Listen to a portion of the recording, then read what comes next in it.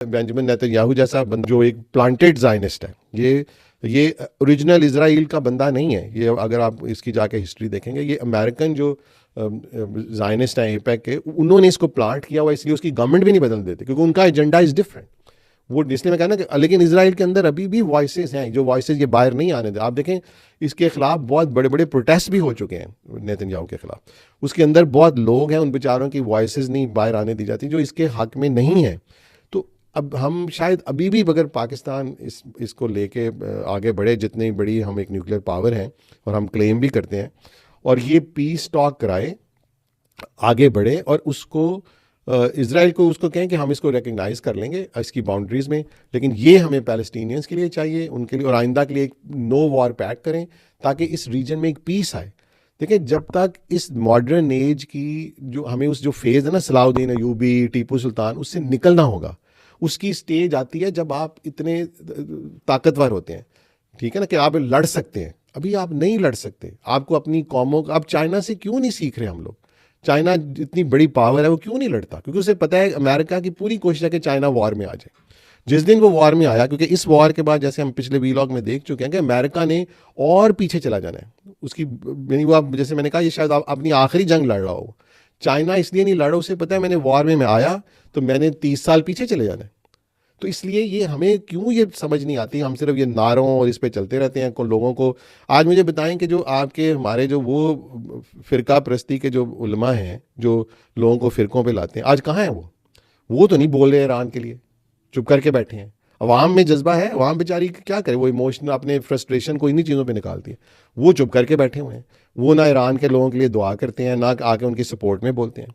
हमारी जो हुकूमतें हैं उनमें करेज ही नहीं है कि वो बोल सकें। तो ना बोले, मैं ये नहीं कहता कि बोलें, लेकिन कम से कम उठ के इसकी पीस के लिए तो कुछ करें। सारे चुप करके बैठे हैं। उन्होंने अभी ईरान का शिप जो था डुबो दिया, कोई नहीं बोला, हालांकि वो टोटली अगेंस्ट एनी लॉज है। इंडिया के अंदर उनके थिंकर्स बोल रहे हैं, क्योंकि वो ईरान का जो शिप था वो एक फ्लीट में आया था, वहाँ जो उनकी नेवी का था, जो शायद 17 या 19 मुल्कों का फ्लीट आया था। लेकिन इंडियन गवर्नमेंट भी बिल्कुल, आप देखें, पैरों में गिर पड़ी है। मतलब उनके मेहमान था वो फ्लीट, और उन्होंने तबाह कर दिया, और इंडियन बिल्कुल नहीं बोल रहे। और उन्होंने ना सिर्फ उनका कोई रेस्क्यू में भी नहीं गए, वो श्रीलंका ने उनका रेस्क्यू किया है बेचारों का। तो ये जो हाल है इसका, अगर हम मुसलमान बन के नारे मारते रहेंगे, जब तक, नारों से कुछ नहीं होगा। आपको अगर आज अमेरिकन सुपर पावर अगर आप समझ रहे हैं जी ये बस गिर जाएगी तो हमें नहीं होगा, अभी तो उनका बड़ा टाइम है, मे बी 30 साल लगे, 40 साल लगे, वी डोंट नो। तो प्लीज़ इसको थोड़ा सा समझें, इस जज्बातियत से निकलें, अपनी दानिश विजडम इस्तेमाल करें, क्योंकि ये जो आप पीस प्रोसेस कराएंगे उसी में हमारी भी सेफ्टी है, वरना हम भी इनका विक्टिम बनने वाले हैं। अगर आप समझ रहे हैं ना कि न्यूक्लियर को भी वो जिस तरह की हमारी कौम है, हम जितने छोटे छोटे पैसों पे बिकते हैं, मतलब वो CIA के लोग कहते हैं ये अपने बच्चों के एडमिशन्स पे बिक जाते हैं, ये अपनी, और अब हम देख रहे हैं हम अभी भी क्या ले रहे हैं उनसे। मुल्क के लिए तो कोई इंडस्ट्री नहीं ले रहे हम अमेरिका से, वो हमारे ऊपर टैरिफ उसने इंडिया से बढ़ा दिया ज़्यादा, और एक तरफ हम गिरे हुए हैं उनके पाँव में, और उन्होंने ये हाल किया हुआ है। हमारे वीज़ाज़ बंद कर दिए, जो हम कहते थे हम ब्रेन एक्सपोर्ट करेंगे, उन्होंने ब्रेन एक्सपोर्ट का भी दरवाज़ा बंद कर दिया। तो ये चीज़ें अगर नहीं हम समझेंगे, और हमारे जो अवाम हमारी देखें अपने आप के अंदर, उनके लिए तो आप बोलते हैं इजराइल के खिलाफ, जो आपके ऊपर जबर है उसके तो आप बोलते ही नहीं, अपने हकूक़ के लिए तो आप बोलते नहीं। तो वो क्या बोल रहे हैं आपका? आपसे तो अल्लाह ये पूछेगा ना कि आप यहाँ थे, यहाँ बैठ के आपको मैंने लाखों मसाजिद दी थी, सब कुछ दिया था, तो क्यों नहीं, पता नहीं हज़ारों की तादाद में हमारे मदरसाज हैं, तो क्यों वॉइस नहीं है? हमें ये पूछा जाएगा ना, तुम्हें अकल दी थी, शऊर दिया था, क्यों नहीं बोल रहे थे? मेरे पे दुआएं कर रहे थे कि मैं तुम्हारे ऊपर से जबर ठीक करूं। मैं तो नहीं करूंगा जब तक तुम लोगों के अंदर, मैंने तो कह दिया तुम्हें कि जो कौम अपनी हालत नहीं बदलेगी मैं तो नहीं बदलूंगा। तो ये सिंपल से रूल्स हैं अल्लाह के। अब वो बेचारे अल्लाह मियाँ उनके लिए आसानी करे। वो जब मैं तो जब उसको देखता हूँ, मैंने तो जब वो हमास ने अटैक किया था वो 3 साल पहले अक्टूबर, मैं तो उसी वक्त मेरे घर वालों से, आई वेंट इनटू डिप्रेशन। मैंने कहा कि इसका जो रिजल्ट आना है अब तो बहुत सीरियस, और वही हुआ। हमने फिर देखा दुनिया ही बदल गई उसके बाद। आप देखें अब वो कहाँ पहुँच गए। तो हम मुसलमान उस वक्त भी बड़े खुश हो रहे थे, हमास ने अटैक कर दिया, अब देखें ये इजराइल को, कुछ नहीं होगा। हमारे पास वो ताकत नहीं है, और अल्लाह ने दुनिया मुसब्बिबुल असबाब बनाई है।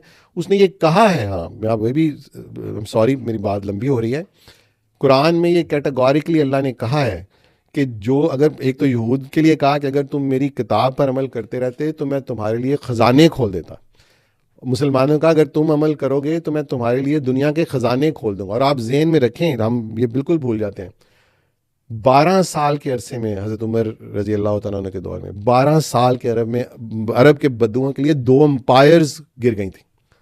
रोमन्स, बिजेंटाइंस और सैसनाइड पर्शियन एम्पायर, ये दोनों मुसलमानों के कंट्रोल में आ गई थी। उन बद्दुओं जिन्हें जंग भी नहीं लड़नी आती थी, वो तो ट्राइबल थे। तो ये अल्लाह का जो वादा था उसने कैसे एक कौम के लिए पूरा किया, लेकिन उन्होंने बाद में जो किया वो एक अलहदा इशू है। तो हम भी अगर आज सीधे रास्ते पे चलें, अपने ज़हनों को अमन के लिए इस्तेमाल करें, तो इंशाल्लाह आप देखेंगे कि हमारे लिए भी दुनिया चेंज हो जाएगी और ये रीजन भी चेंज हो जाएगा। मैं बिल्कुल आखिर में मैं एक बात जो बड़ी अहम करना चाहूँगा, जब हम बात कर रहे हैं मजहबी एक्सप्लॉयटेशन की, तो हम इस वक्त देख रहे हैं कि हमारे जो जितने भी सोशल मीडिया हैं इस पर बहुत सारी बातें चल रही हैं कि एक ऐसी जंग होगी, उस जंग का वक्त आ गया है, और जिसे आर्मागेडन या आर्मागेडॉन कहा जाता है।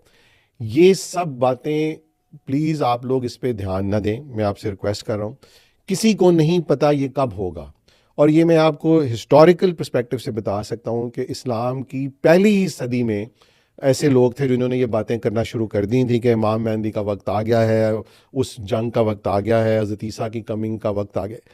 ऐसा 1400 साल से जब मुसलमान क्राइसिस में जाते हैं तो ये बातें करते हैं, लेकिन उसका रिजल्ट कुछ नहीं निकलता।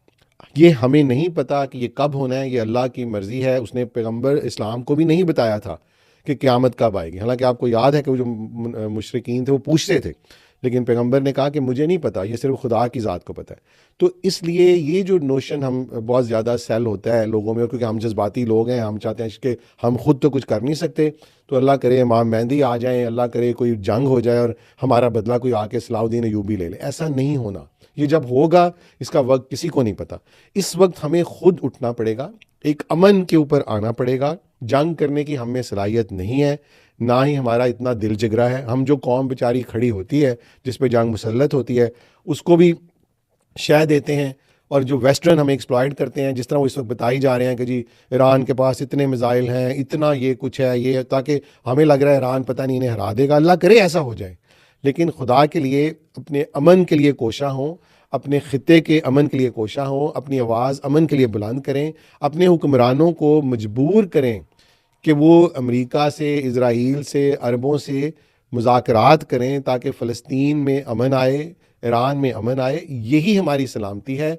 और उस अमन के बाद हम अपने आप को ऑर्गेनाइज़ करें, अपनी स्ट्रेटजी बनाएं, अपने मुल्कों को तरक्की दें, जिस तरह के हमारे सामने मलेशिया ने दी है। एक मुसलमान मुल्क है, उसने अपने मुल्क को ऊपर उठाया है। तुर्की ने अपने मुल्क को ऊपर उठाया है। पहले जब तक आप एक ताकत नहीं बनेंगे, आपके पास ये कभी भी सलाहियत नहीं आएगी कि आप किसी को जंग के साथ हरा सकें।